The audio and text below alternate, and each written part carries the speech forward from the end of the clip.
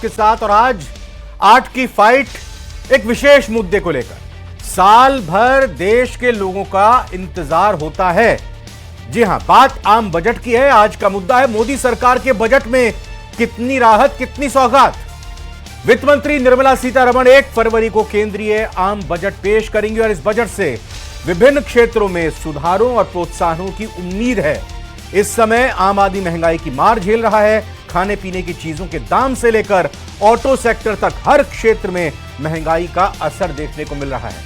ऐसे में आम आदमी सरकार से उम्मीद कर रहा है कि वो बजट में कुछ ऐसे ऐलान करे, ऐसी घोषणाएं करे जिससे महंगाई कंट्रोल होने में मदद मिले, लोगों के 2 पैसे बच जाए।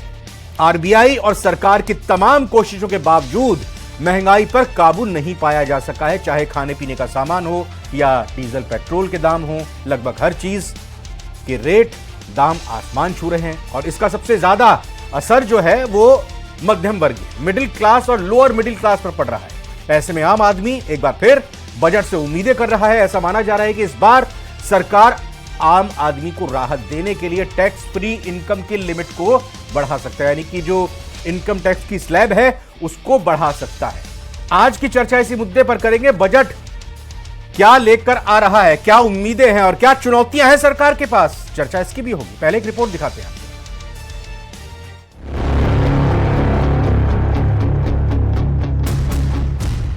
सिर्फ 2 दिन शेष, बजट के पिटारे में क्या है विशेष?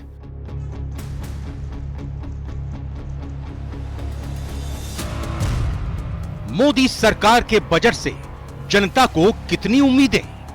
हमारे सराफा पे जो गोल्ड और सिल्वर है उस पर कस्टम ड्यूटी अभी भी बहुत ज़्यादा है।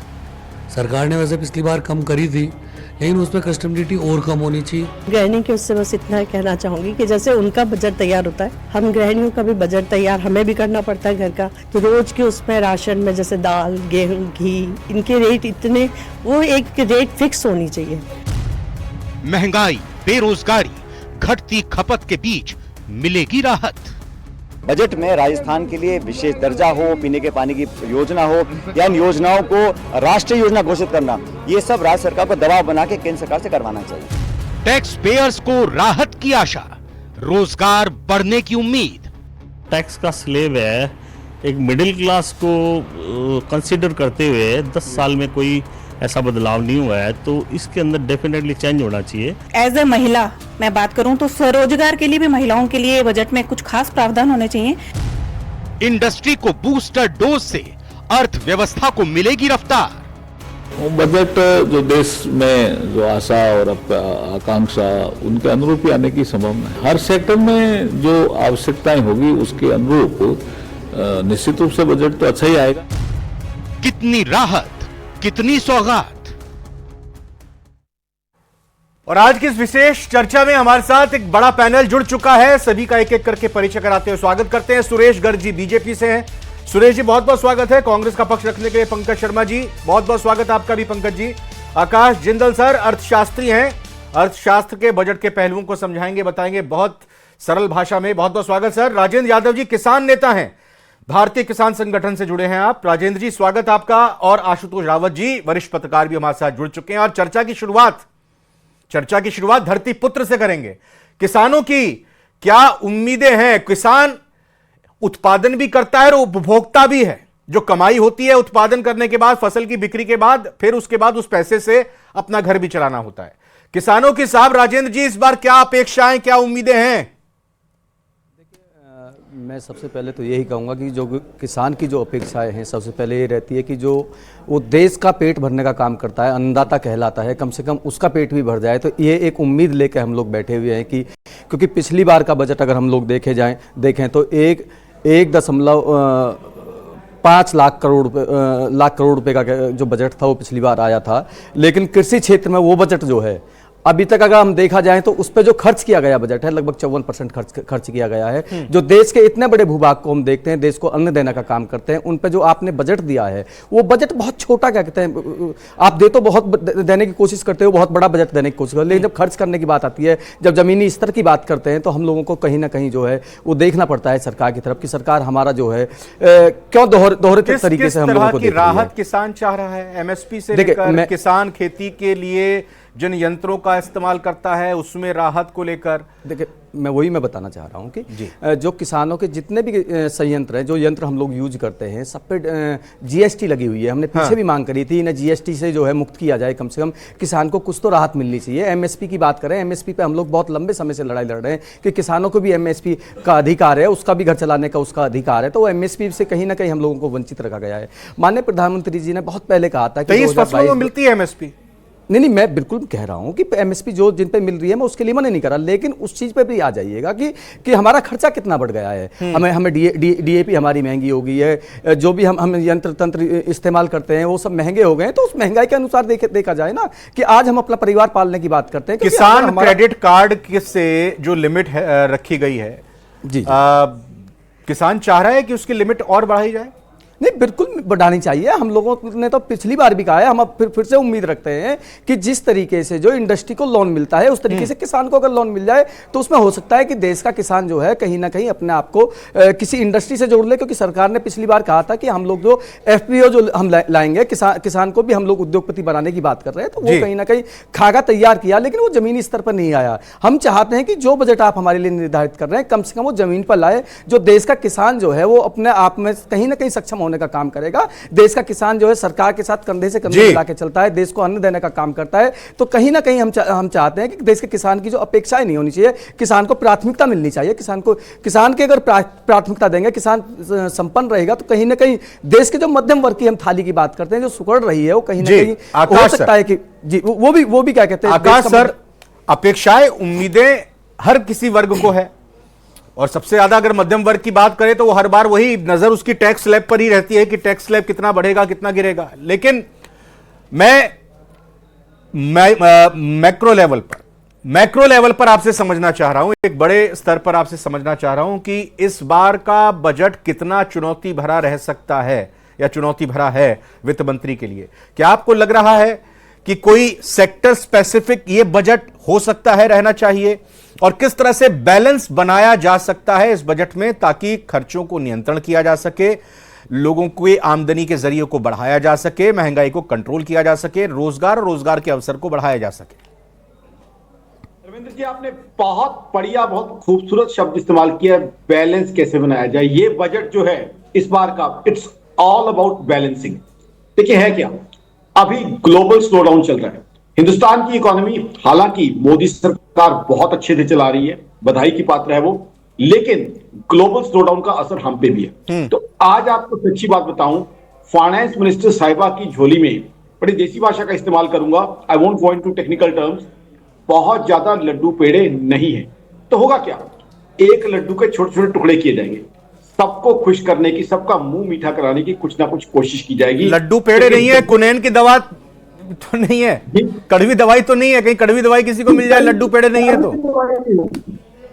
कड़वी दवाई की संभावना नहीं लगती, लेकिन वो लड्डू के जो है छोटे छोटे टुकड़े किए जाएंगे कि सबका मुंह मीठा करा दिया जाए, क्योंकि डेफिसिट हाई है। मतलब प्रसाद के तौर पर समझा दूं, सरकार की कमाई और खर्चे के बीच में हमारी सरकार बहुत अच्छा काम कर रही है, लेकिन ग्लोबल चीजों का इंपैक्ट हम पे ही पड़ता है। तो सबसे पहले तो जो राजेंद्र भाई ने बात की, हमारे किसान नेता ने, पहले तो एक क्लैरिफिकेशन दे दूं पूरे ड्यू रिगार्ड्स के साथ, जीएसटी सबको बता दूं इस बजट का हिस्सा नहीं होती। तो जीएसटी को लेके कोई भी संशोधन या अमेंडमेंट इसमें नहीं आ सकता, उसके लिए एक जीएसटी काउंसिल नाम की अलग बॉडी है, उसकी मीटिंग होती है, उसमें आ सकता है।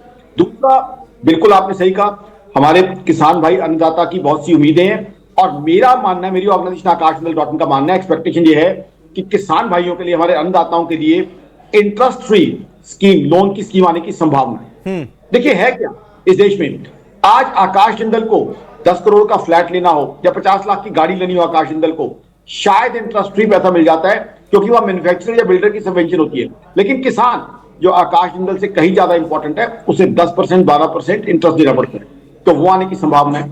किसान सम्मान निधि के 50% बढ़ने की संभावना है, और इनकम टैक्स की स्लैब, हालांकि उसके लिए सही शब्दों का एग्जम्पशन लिमिट मेरे हिसाब से 9 लाख होने की संभावना है। ये मिडिल क्लास के लिए एक मेजर रिलीफ होगा। उसके अलावा पेट्रोल डीजल, देखिए महंगाई आज ज्यादा है, 5.2% अभी करंट इन्फ्लेशन है, अक्टूबर में 6.2% हो गई थी, आरबीआई के कंफर्ट लेवल से ऊपर। तो उसको कम करने के लिए संभावना, ये हम सारी संभावनाओं की बात कर रहे हैं, पेट्रोल और डीजल में 5 रुपए तक की कटौती होने की संभावना है। अब पेट्रोल और डीजल में दर्शकों को बता दूं, 2 तरह के टैक्स होते हैं, एक तो सेंट्रल गवर्नमेंट जो चार्ज करती है सेंट्रल एक्साइज, दूसरा स्टेट वैट। तो सेंट्रल एक्साइज में कटौती होने की संभावना है, जिससे पेट्रोल डीजल सस्ता हो पाएगा अगर ये हो जाता है। उसके अलावा जैसे आपने रविंद्र जी बहुत सही कहा, एम्प्लॉयमेंट पे बहुत बड़ा फोकस होने की संभावना है। दुनिया की सबसे बड़ी पॉपुलेशन हम बन गए हैं, बहुत ही यंग वर्क फोर्स है, तो उनको रोजगार देना है। उसके लिए क्या हो सकता है, एसईजेड्स के ऊपर फोकस किया जाएगा, ऐसी संभावना है, क्योंकि मैन्युफैक्चरिंग को मोटिवेट करना है। एफडीआई के ऊपर कंसंट्रेट किया जाएगा, ऐसी संभावना लगती है। साथ ही साथ पीएलआई, प्रोडक्शन लिंक्ड इंसेंटिव्स, उसके ऊपर फोकस रहने की संभावना है। एक और जो बहुत बड़ी संभावना है, एक ये सरकार, बीजेपी सरकार एक बहुत अच्छा कार्यक्रम चला रही है, मुबारकबाद की पात्र है, हाउसिंग फॉर एवरीवन, सबको घर देना चाहती है सरकार। तो हाउसिंग फाइनेंस पे जो इंटरेस्ट कंपोनेंट होता है, उसमें इनकम टैक्स का सेक्शन 24B आता है, 2 लाख तक की जनरली एग्जम्पशन होती है, वहां 1 लाख की एग्जम्पशन मिलने की संभावना और है, ओके, ताकि सब लोग अपना घर खरीद सकें। तो मेरे हिसाब से ये बजट जो है ग्रोथ और जो है रिलीफ दोनों का मिक्सचर होगा।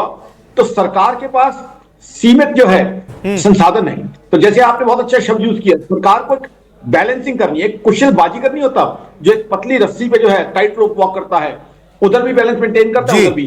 तो फाइनेंस मिनिस्टर साहिबा टैलेंटेड हैं, तो उनसे उम्मीद है कि वो कुशल बाजीगर की तरह ठीक सर, बैलेंस बना के सबका बना पाएंगे, ऐसी मुझे संभावना लगती है। पंकज शर्मा जी, कांग्रेस ने बतौर विपक्ष इस बजट की निंदा करने के लिए क्या तैयारी की है?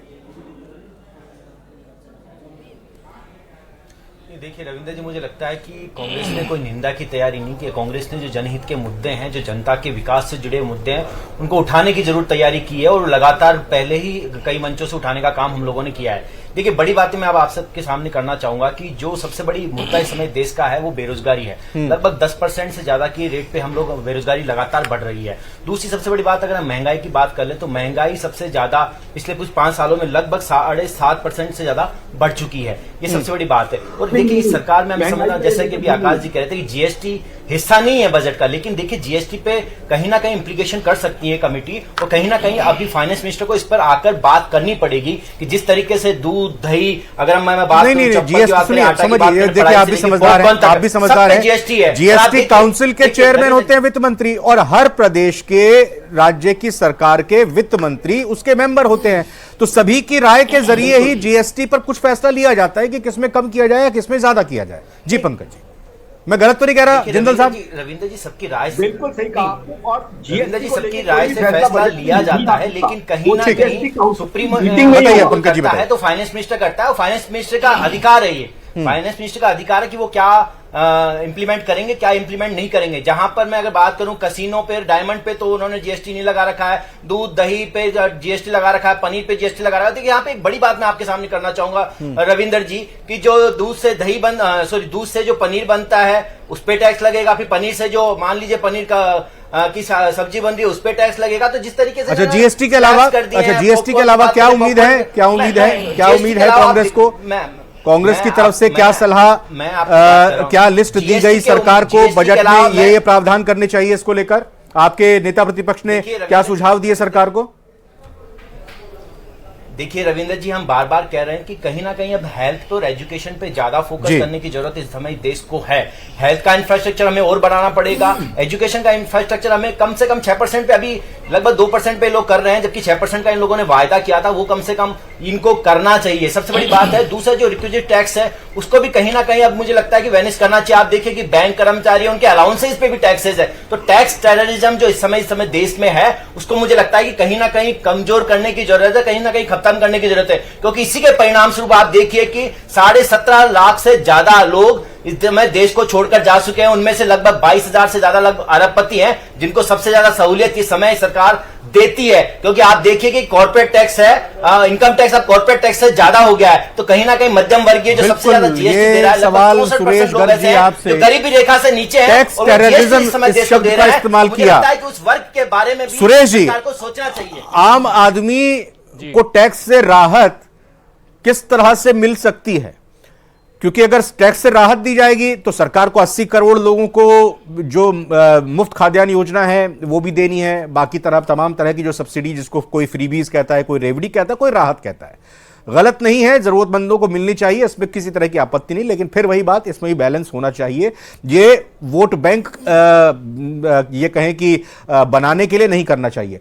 टैक्स जो ईमानदारी से दे रहा है, इनकम टैक्स जो ईमानदारी से दे रहा है, जो सामान खरीदते हुए टैक्स ईमानदारी से हर सामान पर पे कर रहा है, उसको क्या राहत मिलेगी? क्या लग रहा है आपको, ये मोदी सरकार के इस बजट में सरकार की तरफ से किस तरह के बजट की उम्मीद जनता इस बार करे?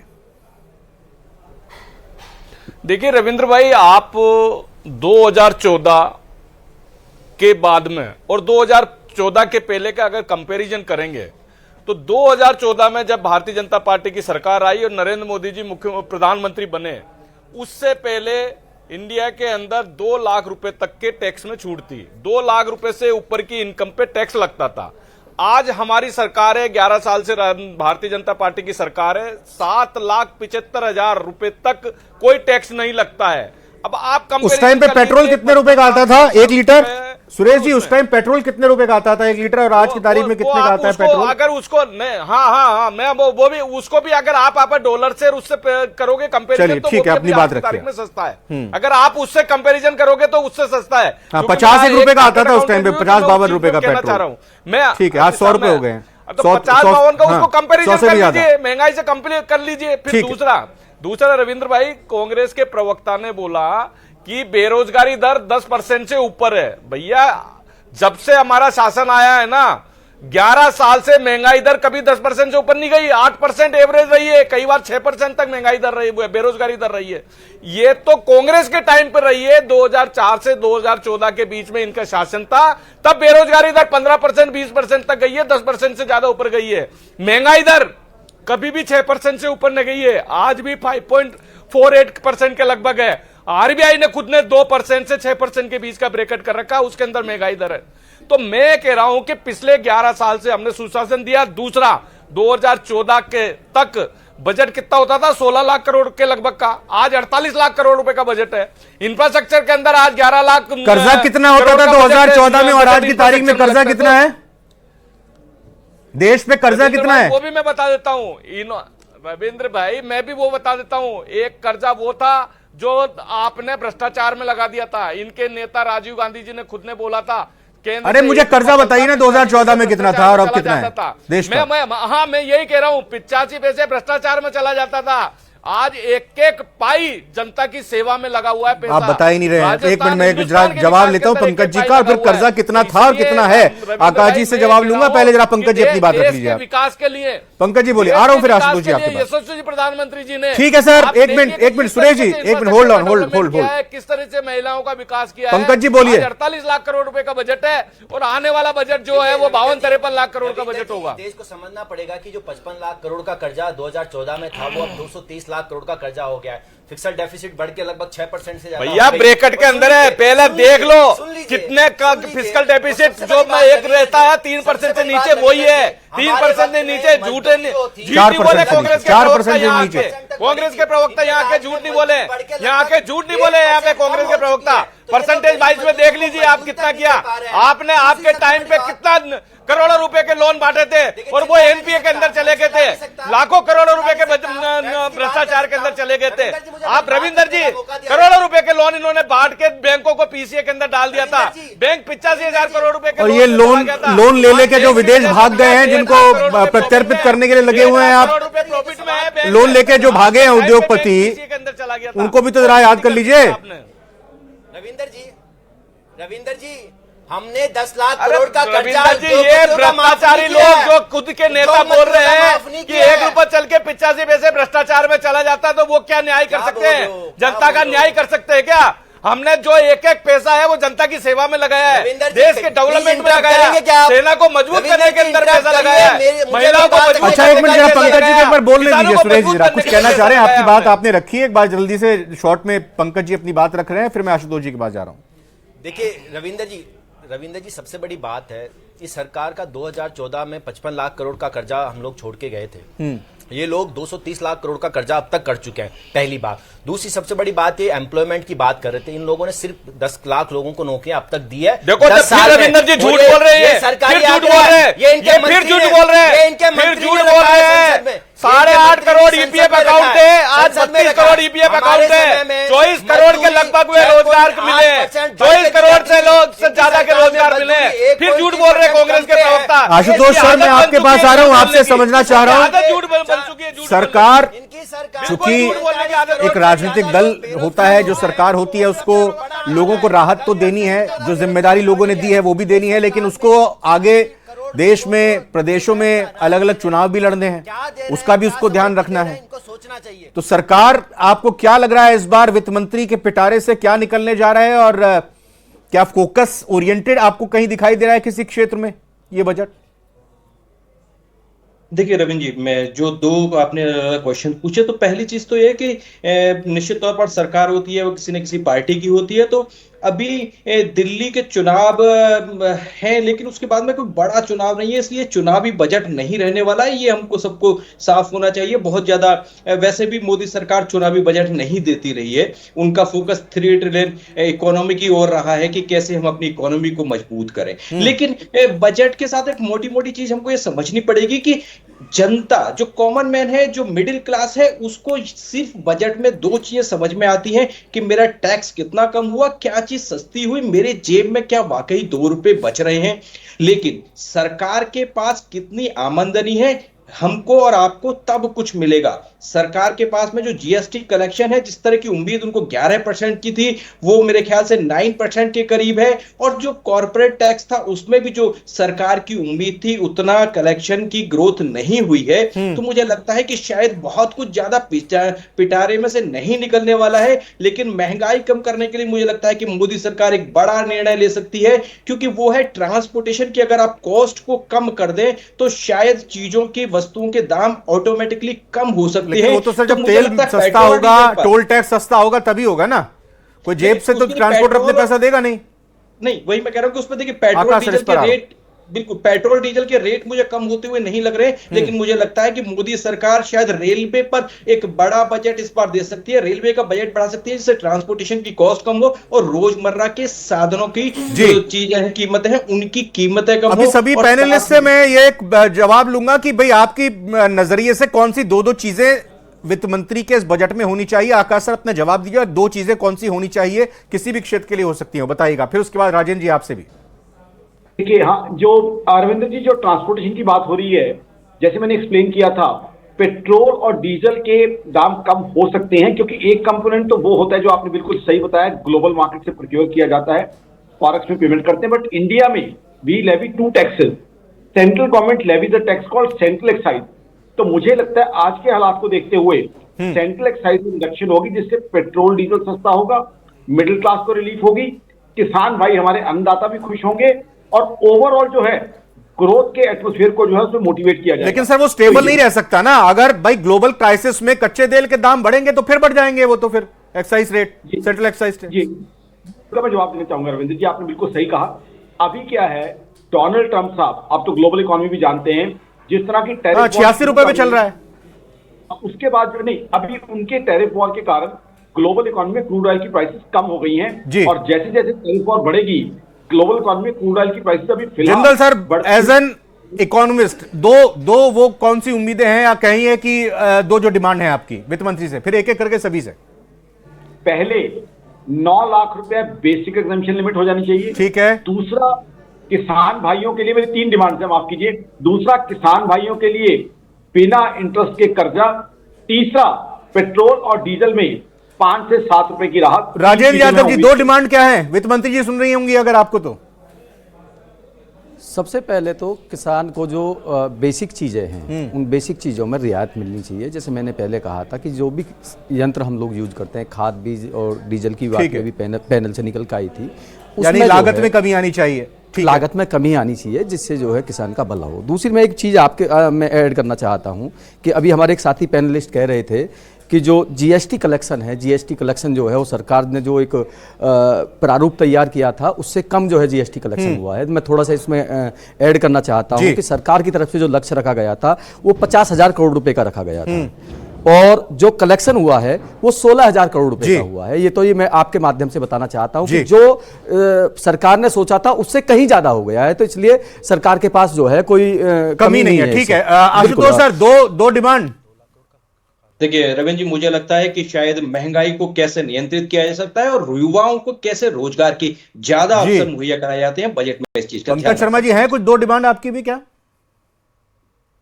नहीं, देखिए रविंद्र जी, जो मैं बात कहना चाहता हूँ वो आशुतोष जी ने ऑलरेडी कह दी है कि महंगाई और बेरोजगारी इस समय सबसे बड़ा मुद्दा है और कहीं ना कहीं जो इस समय पेपर कंडक्ट कराने में पूरे देश में प्रॉब्लम हो रहा है उस पर भी सबको सोचना पड़ेगा और इसके साथ साथ हेल्थ और शिक्षा पे बजट को कहीं ना कहीं इंक्रीज करके हेल्थ, शिक्षा और महंगाई और बेरोजगारी।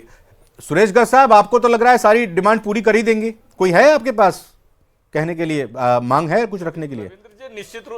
रविंद्र जी निश्चित रूप से बजट बहुत अच्छा होगा। जो 48 लाख करोड़ का बजट है वो बढ़ के दो डिमांड बता दीजिए, दो डिमांड आपकी हो हर सेक्टर में। देखिए नहीं, डिमांड क्या, हम तो यही कह रहे हैं कि बहुत अच्छा बजट है, पिछले बार भी अच्छा बजट आया था, इस बार भी अच्छा बजट आएगा। कुछ राहत मिल जाए टैक्स में, पेट्रोल सस्ता हो जाए, 75,000 पेट्रोल सस्ता होना चाहिए, पेट्रोल सस्ता होना चाहिए, पेट्रोल सस्ता होना चाहिए। देखिए निश्चित रूप पेट्रोल सस्ता होना चाहिए, निश्चित रूप से पेट्रोल के अंदर भी राहत मिलेगी, निश्चित रूप से। चलिए आपकी बात नोट कर ली हमने, पेट्रोल के अंदर राहत मिलेगी, फिर बजट के दिन आपसे चर्चा करते हैं कितनी राहत मिलती है। बहुत बहुत धन्यवाद चारों मेहमानों का, या कहें कि पांचों मेहमानों का हमारे साथ जुड़े, और उम्मीदें बहुत हैं, उम्मीदें अपेक्षाएं बहुत है, कितनी पूरी होती है पता चल जाएगा, ज्यादा वक्त बचा नहीं है। आज की फाइट में